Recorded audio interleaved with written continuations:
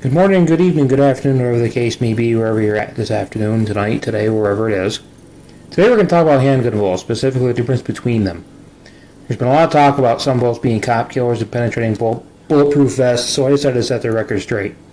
Something where elected officials are unable or pretty much unwilling to do. We'll start off with a lead round nose. A round nose bullet, can be traced back to about Civil War conical shaped lead projectiles. They started to replace the lead round balls. When self-contained cartridge drive was only natural for conical or round nose lead bullets to be used. The problem with the lead round nose in smaller calibers like the 38 Special is that it doesn't do much good unless it's one of the heavier weights. The reason there is the top of this bullet here. This is called the maplat. The wider the maplat, the better the bullet performs on game animals and even people for self-defense as well. This is why bullets used for hunting with a wide maplat perform so well. This is why handgun hunters use either heavy semi-wadcutters or hollowpoints. The broad maplat creates a clean and wide wound channel, which allows air in and facilitates blood loss. If bullets like this are cast from lead wheel weights, then you can have excellent penetration. In case of a white-tailed deer, a well-placed broadside shot could take out both lungs and exit, leading even more blood loss. This is a good idea right here, a good example of a wide semi-wad cutter. You can see the broad, wide maplat on the top of the bullet here. Now on the hollow points. There have been many misconceptions and some flat-out lies told about them. Hollow points have been around since before World War II, and still many people know little about them. Hollow point bullets are designed to expand once the cavity of the bullet fills with fluid, tissue, etc.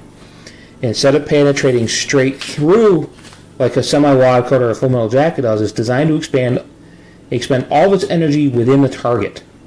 Hollow points can be cast from lead or they can be jacketed.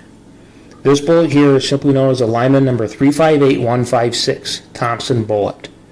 Can be found either semi-wad cutter and hollow point form. These are for 357s primarily, weigh around 150 grains for the hollow points and 155, 156 grains for the semi-wad cutters. Here's one that was shot in a wet newsprint, around 1200 feet per second, and penetrated about 12 inches. This bullet will be good for both personal defense and for hunting up to white-tailed deer. Do an excellent job in whitetail. Here's a jacket hollow point. This is 158 grain Speer Deep Curl, also known as a gold dot bullet.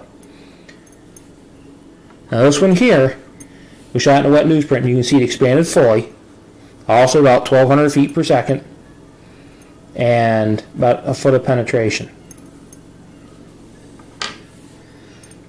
The controversy about hollow points is that they supposedly create greater wounds. That's what they are designed to do. They are designed to expand.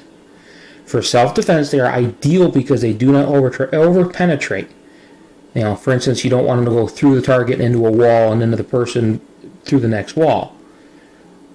But that also means they don't go through bulletproof vests more easily because it is contrary to their design. Unfortunately, first Hollywood got it wrong, and then some of the brain-dead politicians, one after the next, followed suit, wanting hollow point bullets banned and outlawed. So the next time you hear the same bovine excrement come out of our elected officials, come out of their trap, come out of their mouths, both of these bullets here, this one, the 358156 hollow point, and this Speer Gold Dot or Deep Curl, these are excellent for hunting up to whitetail. They do a great job. So you can tell someone the next time they say hollow points aren't used for hunting. They most certainly are. And this bullet here has been around for more than 60 years. This bullet's been around since well before 1950. So until next time, everyone, God bless America, and via con Dios.